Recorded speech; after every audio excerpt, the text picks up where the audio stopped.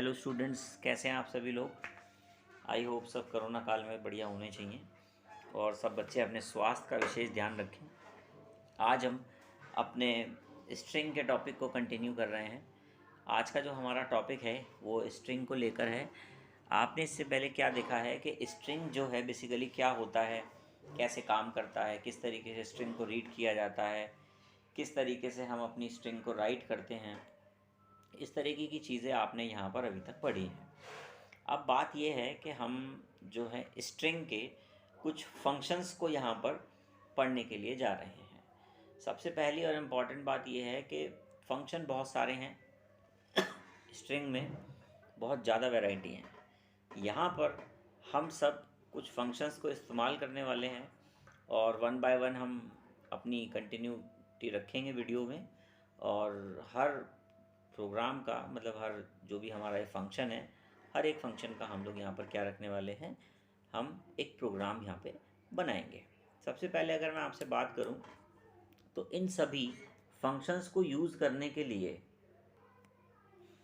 इनको यूज़ करने के लिए मतलब ये जितने भी हमारे पास में फंक्शन है, इनको यूज़ करने के लिए हमें यहाँ पर किस चीज़ की ज़रूरत पड़ने वाली है, हमें यहाँ पर एक हेडर फाइल की ज़रूरत पड़ने वाली है। सबसे पहले आपको याद है कि आप दो हेडर फाइल का इस्तेमाल करते हैं, stdio का और conio का। ठीक है, आप क्या करना है, अब आपको एक तीसरी हेडर फाइल और अपने प्रोग्राम में लगानी पड़ेगी, string.h की।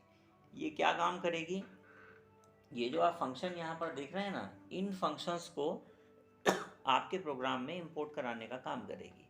सबसे पहले हमें क्या करना होगा, तीनों हेडर फाइल लगानी होगी और उसके बाद आप इन फंक्शन के बेसिस पर जो आप काम करना चाहते हैं वो कर सकते हैं। सबसे पहला हमारा फंक्शन है यहाँ पर strlen।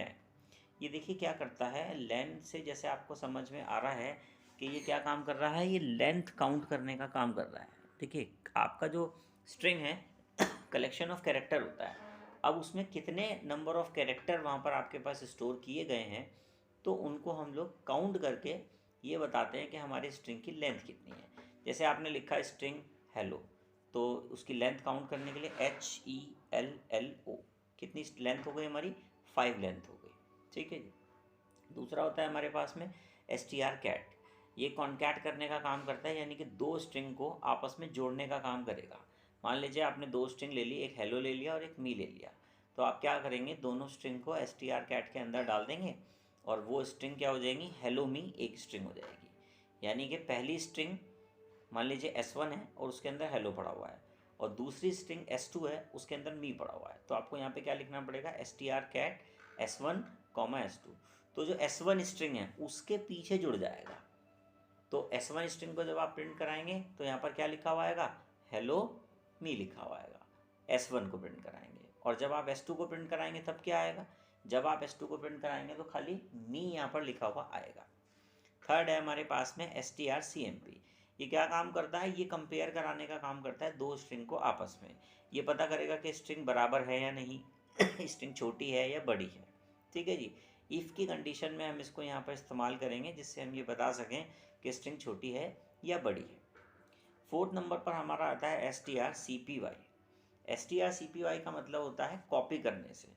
ठीक है, कॉपी का मतलब होता है कि आप एक स्ट्रिंग को दूसरी स्ट्रिंग में कॉपी कर रहे हैं। देखिए ऐसा कोई ज़रूरी नहीं है कि एक स्ट्रिंग को जब दूसरी स्ट्रिंग में कॉपी किया जाए, यानी कि जिस स्ट्रिंग में उसे कॉपी किया जा रहा है वो खाली होनी चाहिए। अगर वो खाली है तो वेल एंड गुड है, अगर वो खाली नहीं है, उसके अंदर कोई दूसरी स्ट्रिंग पड़ी हुई है, तो वो उसको ओवरराइड कर देती है। उसके बाद बात आती है strrev। ये क्या है, रिवर्स करने के लिए होता है। जैसे मान लीजिए आपने लिखा गुड, GOOD, और आपने strEV में डाल दिया, यानी कि रिवर्स करने के लिए डाल दिया, तो आपकी स्ट्रिंग जो GOOD थी वो DOOG बन जाएगी। ठीक है, यानी कि आपने लिखा हेलो, HELLO, तो हेलो का उल्टा हो जाएगा OLLEH, इस तरीके से हो जाएगा। 6 नंबर पर हमारे पास यहाँ आती है STRLOR, यानी कि लोअर। आपने क्या किया, कैपिटल लेटर में स्ट्रिंग को लिखा और आपने STR लोअर के अंदर डाल दिया, तो वो क्या करेगा, उसको लोअर केस में कन्वर्ट कर देगा। 7 नंबर पर आता है यहाँ पे STR अपर। अपर का मतलब है कि अगर आपकी स्ट्रिंग लोअर केस में है और आपने अपर वाले फंक्शन में उसको डाल दिया है, तो आपकी स्ट्रिंग किस में कन्वर्ट हो जाएगी, अपर केस के अंदर कन्वर्ट हो जाएगी। बस आपको एक चीज़ का विशेष ध्यान यहाँ पर रखना है कि आप जब भी इन फंक्शंस को यूज़ करने की कोशिश करेंगे तो सबसे पहले आपको क्या करना पड़ेगा, तीसरी जो हमारी ये हेडर फाइल है string.h, आपको इसको ज़रूर अपने प्रोग्राम में इंपोर्ट कराना है। चलिए अब हम वन बाय वन देखेंगे कि हम किस तरीके से प्रोग्रामिंग में इसको इम्प्लीमेंट कर सकते हैं।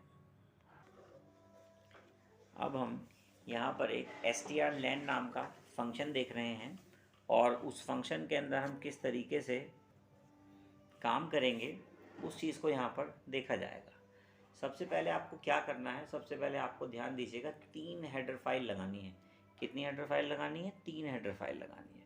सबसे पहली हेडर फाइल जो आपने लगाई है वो है stdio.h और जो दूसरी हेडर फाइल है वो है conio.h और जो तीसरी हेडर फाइल है वो है string.h।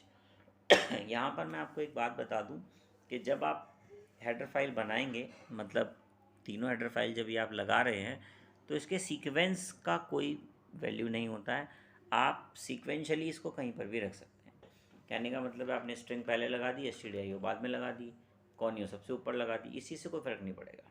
तो ऑर्डर आप इनका कुछ भी यहाँ पे रख सकते हैं। देन उसके बाद आपने यहाँ पे क्या किया, मेन मेथड बनाया। मेन मेथड क्या काम करेगा, मेन मेथड में हमने बॉडी शुरू करी।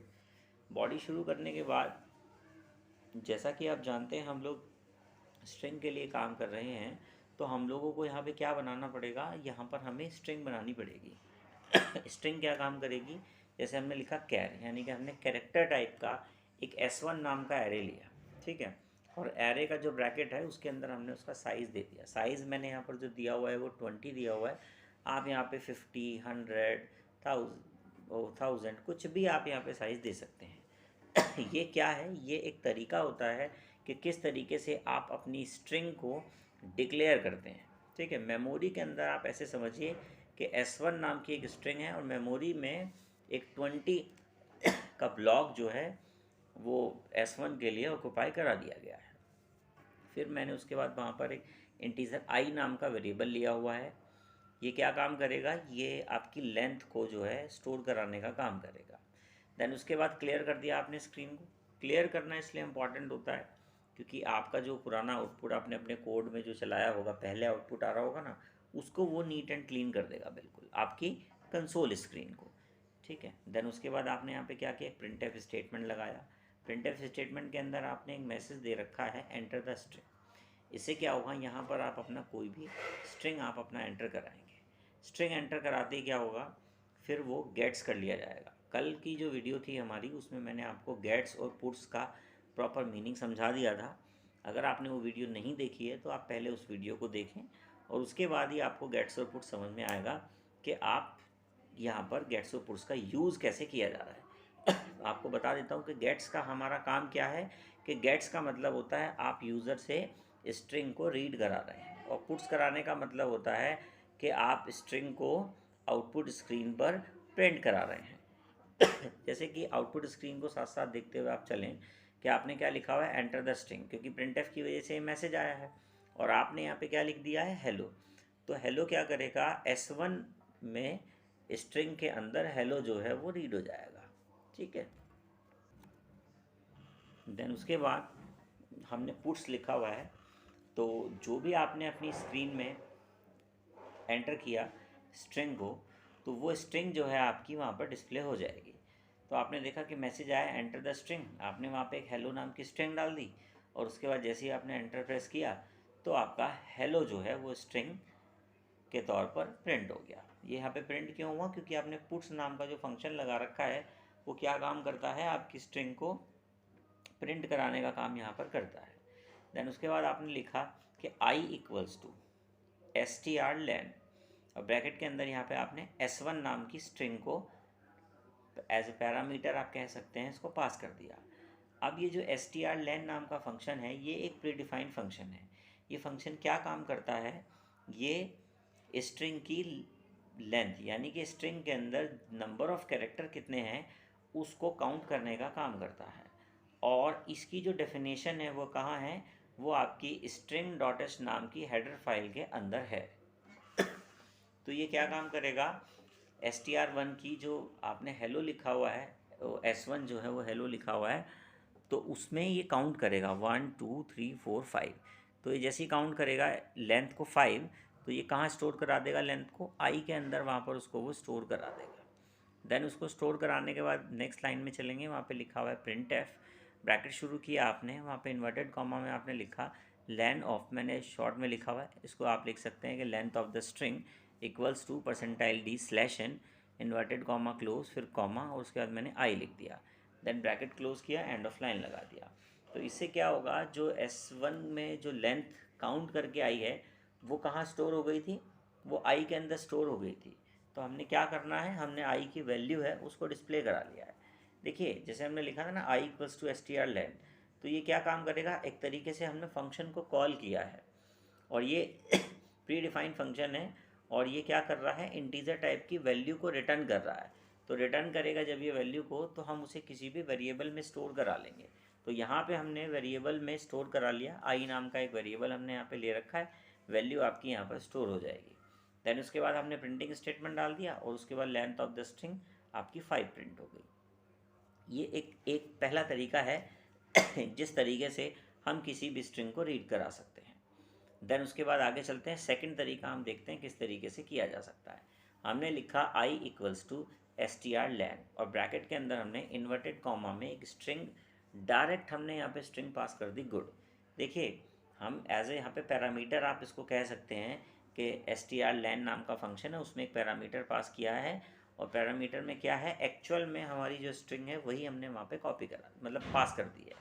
और स्ट्रिंग हमेशा इन्वर्टेड कॉमा में लिखी जाती है, तो इसलिए हमने यहाँ पे क्या करा, इन्वर्टेड कॉमा में हमने यहाँ पे गुड लिख दिया, GOOD। अब ये फंक्शन क्या काम करेगा, ये जो गुड है इसकी लेंथ को काउंट करके लाएगा रिटर्न करा करके, और उसके बाद वो कहाँ डाल देगा, आई में आप वो उसको कॉपी करा देगा। तो आपका क्या हुआ, जो गुड है GOOD, तो वो आप देख रहे हैं कि 4 कैरेक्टर आपके पास में स्टोर करके रखता है।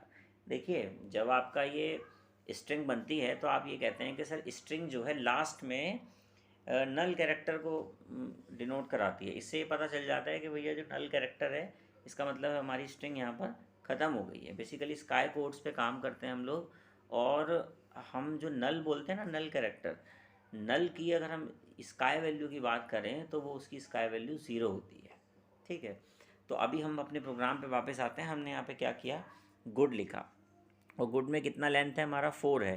तो 4 हमारा जो लेंथ है वो कहाँ चला गया, आई के पास पहुँच गया। फिर हमने एक प्रिंटिंग स्टेटमेंट लिया कि लेन ऑफ लिखा, यानी कि लेंथ ऑफ द स्ट्रिंग आप लिख सकते हैं यहाँ पे इक्वल्स टू %d लगा के स्लैशन लगा लीजिए। स्लैशन हम इसलिए लगा रहे हैं क्योंकि हम लोगों ने काफ़ी प्रिंटिंग स्टेटमेंट का यूज़ किया हुआ है, और जिससे कि हमारा कंपाइलर जो है यानी कि कर्सर आगे की लाइन में जाता रहे। तो हमने यहाँ पे क्या किया, आई की वैल्यू को डिस्प्ले करा दिया। अब आई की वैल्यू में कितना लेंथ था, 4 लेंथ था, तो यहाँ पर आपका जो आंसर आ जाएगा वो कितना आ जाएगा, 4 यहाँ पर आपका आंसर आ जाएगा। ये हमारा दूसरा तरीका है। पहले तरीके में हमने देखा कि हम लोगों ने एक स्ट्रिंग बनाई, उसके अंदर स्ट्रिंग स्टोर कराई, देन उसको हमने पास कराया। सेकंड मेथड में हमने क्या किया, यहाँ पे हमने डायरेक्ट ही एक स्ट्रिंग पास कर दी। ठीक है, हमने क्या किया, ये जो ऊपर हमने इतना प्रोसेस किया था इसको ना अगर हम करें और हम लोग इसमें डायरेक्ट ही स्ट्रिंग पास कर दें तो भी ये हमारा काम कर जाएगा। ठीक है, देन उसके बाद हमने तीसरा तरीका देखा। तीसरे तरीके में हम देखते हैं क्या करते हैं, हमने printf लिखा और हमने यहाँ पे एक मैसेज दे दिया लेंथ ऑफ द स्ट्रिंग। ठीक है जी, लेन ऑफ मैंने शॉर्ट में लिखा हुआ है, length of the string equals to %d slash n लगा दिया, इन्वर्टेड कॉमा को क्लोज किया और कॉमा लगाया। देन उसके बाद हमने यहाँ पे क्या लिख दिया, str len। आप देख रहे हैं प्रिंटिंग स्टेटमेंट के अंदर हमने फंक्शन ही डाल दिया। ठीक है जी, हमने यहाँ पे क्या किया, एक फंक्शन डाल दिया। ध्यान से सुनना मेरी लाइन को, मैंने यहाँ पे क्या लिखा हुआ है, printf ब्रैकेट ओपन किया, इन्वर्टेड कॉमा स्टार्ट किया, len len len लिखा, of equals to %d slash n inverted comma close comma str len bracket close open किया, फिर लिखा मैंने डबल इन्वर्टेड कॉमा में मी। ठीक है, फिर एक ब्रैकेट बंद हुआ, फिर एक और ब्रैकेट बंद है, और उसके बाद मैंने एंड ऑफ लाइन लगा दिया। फिर हमने यहाँ पे ब्रैकेट बंद करके एंड ऑफ लाइन लगा दिया। इसमें हम लोग क्या कर रहे हैं, प्रिंटिंग स्टेटमेंट में ना तो हमने यहाँ वेरिएबल लिया, ना हमने यहाँ पे कोई स्ट्रिंग पहले से डिक्लेयर करी। हमने क्या किया, str len को ही प्रिंटिंग स्टेटमेंट में डाल दिया, और उस str len के अंदर डबल इन्वर्टेड कॉमा में मैंने एक स्ट्रिंग पास कर दी जिसमें मैंने लिखा है मी। मी का जो लेंथ है वो कितना होगा, मी का लेंथ बैठेगा हमारे पास में यहाँ पे 2। ठीक है। तो वो क्या करेगा, प्रिंटिंग स्टेटमेंट में पड़ा हुआ है, तो यहाँ पे मैसेज आएगा लेन ऑफ इक्वल्स टू, और जितनी भी उसकी लेंथ होगी वो डायरेक्ट वहाँ पर प्रिंट कर देगा 2। ठीक है। उसके बाद गेट सी एस लिखा हुआ है, सिंगल कैरेक्टर को रीड करेंगे, रीड करने के बाद आपका प्रोग्राम क्लोज हो जाएगा। इस तरीके से आपका ये str_len नाम का प्रोग्राम यहाँ पे ख़त्म हो जाता है। आउटपुट की तरफ थोड़ा नज़र डाल लेते हैं, देखते हैं आउटपुट हमारा किस तरीके से आ रहा है। आउटपुट स्क्रीन पर अगर हम देखें, यहाँ पे लिखा हुआ है enter the string equals to, आपने यहाँ पे एक स्ट्रिंग डाली थी हेलो, तो आपने एंटर प्रेस किया, तो यहाँ पे क्या हुआ, जो स्ट्रिंग आपने डाली वो एज इट इज़ यहाँ पर डिस्प्ले हो गई। देन उसके बाद वहाँ पर लिखा हुआ है लेन ऑफ द स्ट्रिंग, तो इसकी जो लेंथ है हेलो की 5 है, वो यहाँ पे प्रिंट हो गई। उसके बाद आपने देखा कि डायरेक्ट आपने एक स्ट्रिंग पास करा दी थी, फिर आपने लिखा लेन ऑफ कितनी है, लेंथ उसकी 4 है। उसके बाद आपने प्रिंटिंग स्टेटमेंट के अंदर ही आपने str_len नाम का फंक्शन डायरेक्ट डाल रखा है, तो आपने लिखा लेन ऑफ इक्वल्स टू कितना आ रहा है, यहाँ पे 2 आ रहा है। तो ये आपने यहाँ पे 3 तरीके से str_len नाम के जो फंक्शन है उनको हम यहाँ पे किस तरीके से इस्तेमाल कर सकते हैं, 3 तरीके मैंने आपको यहाँ बताए हैं। आप इनमें से अगर एग्ज़ाम में कोई एक मेथड भी लिख देंगे और गेट सी एस लगा के प्रोग्राम बंद कर देंगे तो भी बिल्कुल एक्यूरेट होगा और बिल्कुल सही माना जाएगा। ठीक है। आपको क्या करना है, स्ट्रिंग को बहुत अच्छे से रेडी कर लेना है। बेसिकली क्या होगा, एग्ज़ाम के अंदर पूछा जाएगा कि व्हाट इज़ स्ट्रिंग, और इसमें से जो मैंने अभी 6-7 फंक्शन आपको लिखे हैं, इनमें से कोई भी एक फंक्शन के प्रोग्राम के बारे में वो पूछ सकता है कि इस फंक्शन है और इनका एक प्रोग्राम बना दीजिए। तो हम 1 बाय 1 अपनी कंटिन्यू करेंगे वीडियो में, और हर फंक्शन का हम लोग यहाँ पर एग्ज़ाम्पल ज़रूर बनाएंगे। इसमें आपको बस ये ध्यान रखना है कि हेडर फाइल इस बार हमारी जो लग रही हैं वो 3 लग रही हैं। ऐसा ना हो कि आप अपने प्रोग्राम को एग्जीक्यूट कर रहे हो और हेडर फाइल आपने लगा ना रखी हो, तो फिर आपका प्रोग्राम एग्जीक्यूट नहीं करेगा। ठीक है। आज के लिए इस वीडियो में हम इतना ही रखेंगे, आगे फर्दर हम कंटिन्यू करेंगे। सेफ़ रहिए। Thank you.